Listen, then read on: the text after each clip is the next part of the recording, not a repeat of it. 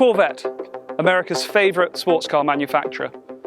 They've been racing at Le Mans since the 1960s, but haven't had particular success until recent years. And since 2000, they have competed at Le Mans every single year on the trot, and amazingly taken 8 class wins out of those 20 events participated in. Added to that, they have won 10 World Sports Car Championships during the last 20 years, and following their victory at Daytona and Sebring, they built this, the C7R. Their race cars over the years have been the C5R, C6R and C7R. This homage was limited to just 500 road-going units. It featured a 6.2 litre supercharged V8 engine that produces 650 horsepower and a whopping 650 foot-pounds of torque, coupled to this chassis, ceramic brakes all round and a 7-speed manual gearbox. I've lusted after these Z06s for a long time, and today is the chance for us to pitch it against what I feel is the equivalent Ferrari, albeit a much more expensive model, but with the same details and specifications on paper. Let's see how we get on.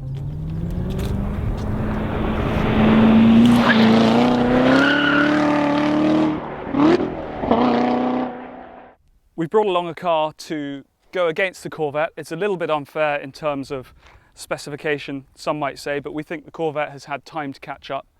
And being a Ferrari guy, it's got to be the 509 GTO. Similar cars on paper, a few years older, but I think it's a perfect comparison. Obviously, I'm backing the Ferrari because of my loyalty.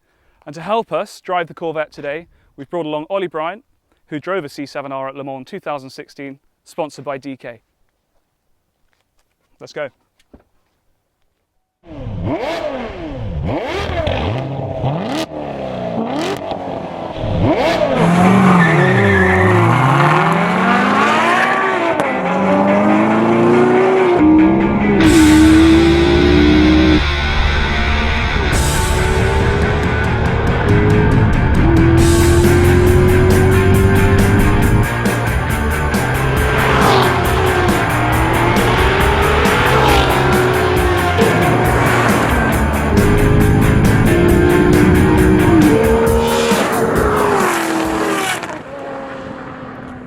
I was shocked by the advantage the Vet had off the line, and I kept calling for a rematch.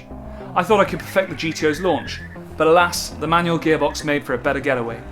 That said, as we started to get up to speed, the instantaneous speed of the GTO's gear shift meant it started to claw back some ground.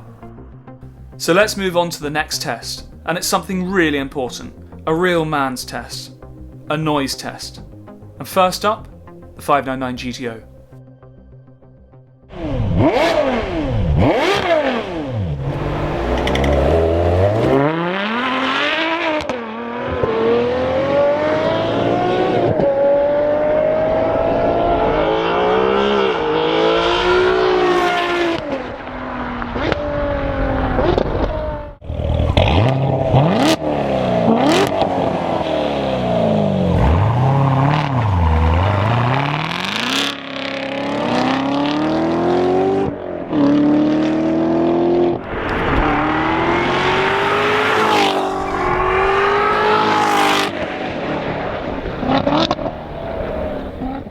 Again, it's another surprising result.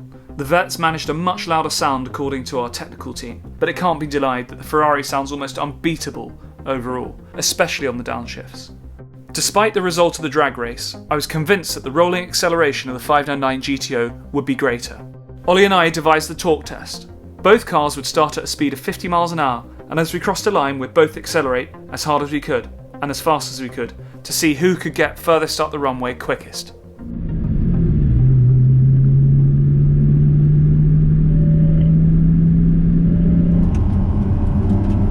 Okay, that's 50, so 3, 2, 1, go!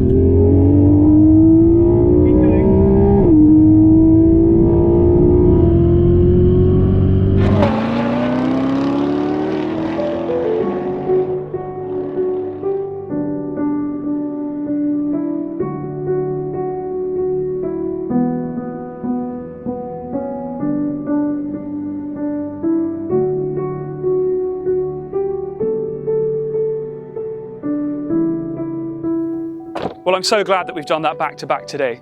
The loyal part of me to Ferrari wanted the 599 GTO to trounce upon the C7R. But from the word go, it was just clear that it wasn't going to happen. And that's down to its race pedigree. It's a multi-race winning chassis. It's a multi-championship winning chassis. It's a successful car turned into a road sports car. And it follows the old adage, win on Sunday, sell on Monday.